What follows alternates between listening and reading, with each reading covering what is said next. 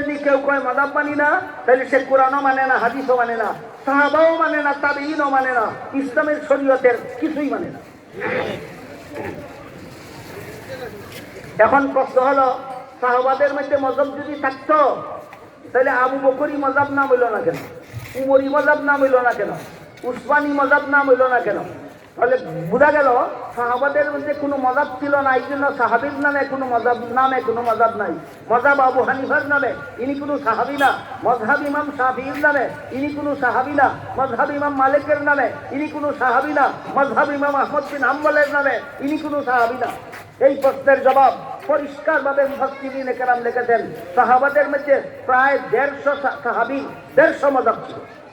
সাহাবীদের মধ্যে 150 সাহাবী ছিলেন মুজতাহিদ, তাদের প্রত্যেকের ভিন্ন ভিন্ন মযহাব ছিল। বুঝে থাকলে বলুন, সাহাবাদের মযহাব কটা ছিল? 150 মযহাব চিনা, বুঝা, অনুসরণ করা মানুষের জন্য কঠিন হইতো। এই জন্য 4 মযহাবের 4 ইমাম 150 মযহাবকে 4 মযহাবের মধ্যে সমন্বয় সাধন করে দিয়েছে। 4 মযহাবের কোন এক মযহাব মানো, সমস্ত সাহাবাদের মযহাব মানা হয়ে যাবে।